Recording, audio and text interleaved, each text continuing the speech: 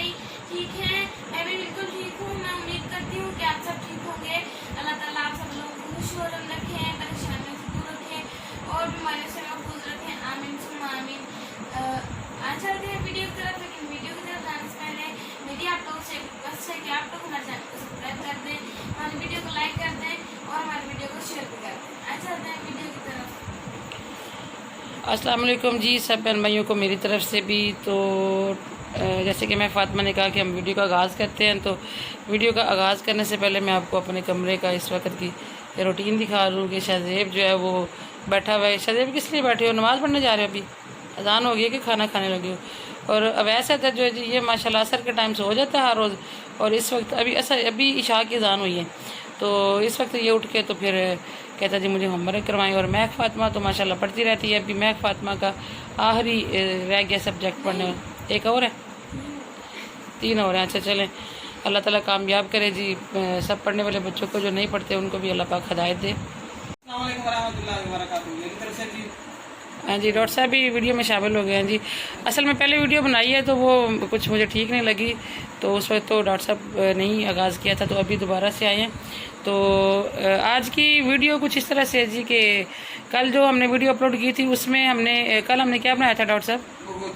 बगोचा हमने बनाया था। तो क्या चीज़ है ये? कुछ बहन भाइयों ने सवाल किए। हाँ, मैंने ही पूछा था कि अगर किसी को नहीं पता, क्योंकि मुझे खुद भी लगता है कि ये सारे लोग नहीं बनाते, और फिर भी मैंने जानने की कोशिश की कि हो सकता है कोई बनाता हो, तो थोड़ी हमें भी हौसला अफजाई हो जाएगी हमारी भी कि शायद हमें वहाँ से कोई नई रेसिपी मिल जाए बगोचे की। तो लेकिन फिर 3-4 बहन भाइयों ने सवाल किया कि हमें नहीं पता और ये बताएं, और किस चीज़ से मंसूब है ये लफ्ज़ बगोचा, ये भी बताएं। तो किसी ने वैसे मायने कोई नहीं बताया, सारा कुछ ही पूछा सब ने। तो मायने इसका क्या, आप बताएंगे ज़रा? माने ये समझ लो कि कोई आसरा किसी का, कोई आरजी चीज़ कोई हो ना, जैसे मतलब कोई कमज़ोर सी चीज़ है, किसी कमज़ोर सी चीज़ का आसरा होना, आसरा ले लेना या आसरा होना, उसे बगोचा कहा जाता है पंजाबी में। फ़र्ज़ करें, छोटी सी एग्जांपल देते हैं कि कोई बाबा जी है, उनकी लाठी है, बड़ी कमज़ोर सी है, लाठी के आसरे चलते, बड़ी कमज़ोर सी है, तो कोई बच्चा उसको पकड़ता है। बच्चे तो सारे पकड़ेंगे तो उसको तोड़ेंगे, खेलेंगे, तो टूटने का भी खतरा होगा। तो कोई देखता बंदा उसे कहता है कि यार रहन दे बापे दा बगोचा ना गवा छड़ी, यानी कि वो बगोचा है एक कमज़ोर सी चीज़, टूटी फूटी लाठी का आसरा है। उसे क्या है, मैंने क्या बोला? बाबे का आसरा। हाँ, बाबे का आसरा है।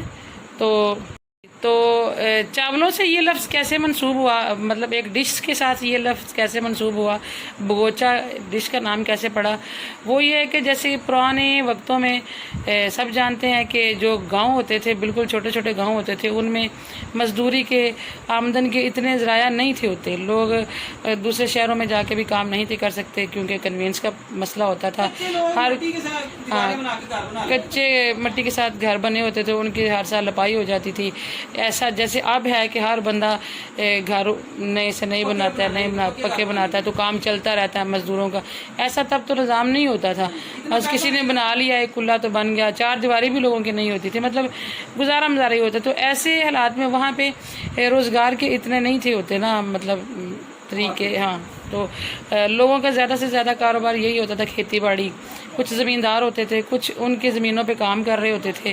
तो इस सूरत में ज़मींदारों के घर में तो गंदम मुंजी होती थी, चावल होते थे। तो जो उनकी ज़मीनों पे काम करने वाले लोग थे, उनके पास भी साल भर के चावल वो जमा कर लेते थे, या गंदम वो जमा कर लेते थे। तो जो नहीं थे, जैसे कि उस वक्त गाँव में ये जो मिस्त्री मजदूर होते हैं ना, ये भी हाड़ी सोने, यानी कि जब गंदम और मूंजी की कटाई होती है, उन दिनों में मजदूर मिस्त्री नहीं थे मिलते होते, वो भी कटाई पे लग जाते थे।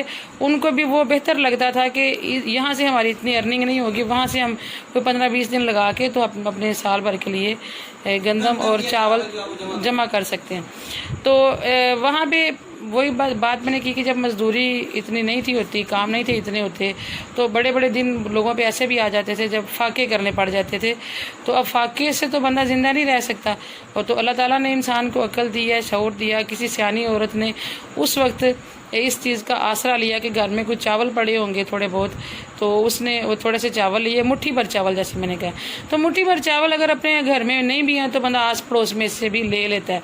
उस वक्त इतनी चीज़ें आस पड़ोस में से लोग फ्री फ्री दे देते थे। हाँ, उधार समझ दूर लो, तक लोग फ्री दे दिया चलो करते इस तरह थे, अगर फ्री नहीं तो उधार ले लिया कि चलो जब कभी हमारे पास होंगे।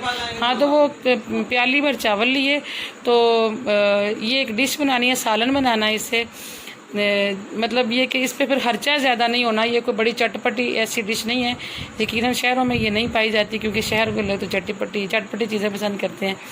तो ये सादा सी डिश है, तो इसमें फिर मसाला जात भी सादा ही होंगे, उतने नहीं होंगे जो कि एक अच्छी चटपटी डिश में होते हैं, क्योंकि ये गरीबों वाली डिश है। तो उन्होंने एक प्याज लिया, प्याज भी हर घर में मिल जाता था, नहीं तो फ्री भी मिल जाता था आस पड़ोस में से। थोड़ी सी प्याज ली और उसमें से उसको काटा और मसाला भुना, नमक मिर्च डाल के मसाला भुना और चावल डाल दिए, और चावलों को पानी ज़्यादा डाल के इस तरह पकाया जैसे कि दूध में चावल डाल के खीर पकाई जाती है। हाँ, नमकीन खीर डॉक्टर साहब कह रहे हैं। तो वो बना ली और उसको अच्छी तरह से चावलों को घोट लिया, तो वो पतले से जैसे हलीम टाइप हो गया ना। तो हाँ, वही सालन नुमा उन्होंने बना लेना करना। तो ये लफ्ज़ इस तरह इस डिश से जुड़ा बगोचा कि उन्होंने आसरा किया। घर में थोड़े बहुत चावल थे, सब्ज़ी वो ले नहीं सकते थे, तो उन्होंने उठाए और उसका सालन बनाया और अपने बच्चों का जो है ना वो पेट भर लिया। तो ये लफ्ज़, हाँ, खाए बगैर तो इंसान जिंदा नहीं रह सकता। काम करो ना करो। बिल्कुल। तो इस तरह अब बंदा आस पड़ोस में भी हर रोज़ मांग नहीं सकता, चलो कभी कभार लोग ले ही लिया करते थे, मगर पूरी फैमिली के लिए तो नहीं मांगा जाता। तो इस तरह से जी ये लफ्ज़ जो है ये इस डिश से जुड़ा और इस तरह ये डिश ईजाद हुई। तो ये हमारे घरों में, मैं अपने मैके की बात करती हूँ, हमारे घरों में और भी आस पड़ोस के कुछ घर हैं जिनों में आज तक बनती है, लोग पसंद करते हैं, हमें भी अच्छी लगती है। हाँ, घर के कुछ मर्द होते हैं जिनको ये पसंद नहीं आती। मेरे अब्बू नहीं थे इतने शौक से खा, अब्बू और भाई नहीं थे पसंद करते। हाँ, चीनी डाल के मेरे बच्चे, तो मेरे मैके में भी बनती है। तो ये बच्चों ने, ससुराल में नहीं बनती, ससुराल मेरे शहर से, डॉक्टर साहब शहर के हैं हाफिजाबाद के, तो इनको नहीं था पता इसका। तो बच्चों ने कहीं से नानों के घर से वो खा लिए। तो ये महक और ये शजेब जो है ये तो ऐसे फरमाइश कर रहे होते हैं कि जैसे हर दूसरे दिन मामा जी आज बगोचा बना लें। हालांकि हम लोग जब बनाते थे ना, हम कभी शौक से गर्मियों में दोपहर को बना लिया करते थे। तो ये तो नाइट में भी मांगते हैं, शाम के खाने में भी मांगते हैं। तो फिर महक फातिमा कहती है मामा जी बड़ी देगची में बनाना, तो ये बड़े शौक से खाते हैं। तो कल हम बना रहे थे, वो इत्तेफाक से मेरी नज़र पड़ी। हाँ, देखिए जी, डॉक्टर साहब को पसंद आ गया, एक बंदा और मिल गया हमारे साथ। मिर्चें लगे ना तो वो चीनी डाल के खा सकते हैं, जैसे मैंने भी खाए थे चीनी डाल के, बच्चे भी चीनी डाल के। हाँ जी, तो ये है जी कहानी। ये इसके साथ, इस लफ्ज़ के साथ डिश भी मंसूब है और ये इसकी हिस्ट्री भी है। तो अगर आप लोगों को समझ आई है तो ठीक है, अगर नहीं आई तो प्लीज़ माफ़ कीजिएगा और दुआओं में याद रखिएगा। अल्लाह ताला आप सब लोगों का चलें जी। ये डॉक्टर साहब कह रहे हैं बार बार, हम तो नहीं थे शेयर कर रहे कि हमें कोई गरीब ना समझे कि ये गरीब क्या खाते रहते हैं लेकिन वाकई मज़ा आता है। और अच्छा, अब हम लोग तो वो चस्का लगाने के लिए खाते हैं ना, अल्हम्दुलिल्लाह। अब ये ऐसा तो मामला नहीं है कि सब्ज़ी नहीं होती तो हम बनाते हैं, हमें वो पसंद है, हम बच्चे चस्के के लिए खाते हैं। तो मैं ऐसे करती हूँ कि उसमें थोड़ी सी चने की दाल भी डाल लेती हूँ, तो चने, हाँ, उससे फिर और टेस्टी बनता है। थोड़ी सी चने की दाल अंदर डाल लेती हूँ। तो यही थी जी, यही आज की कहानी थी, यही आज की वीडियो थी जो आपसे शेयर की। अगर समझ में आ गई है ठीक है, नहीं आई तो फिर अल्लाह ही अल्लाह। ठीक है जी, फिर अल्लाह हाफिज़।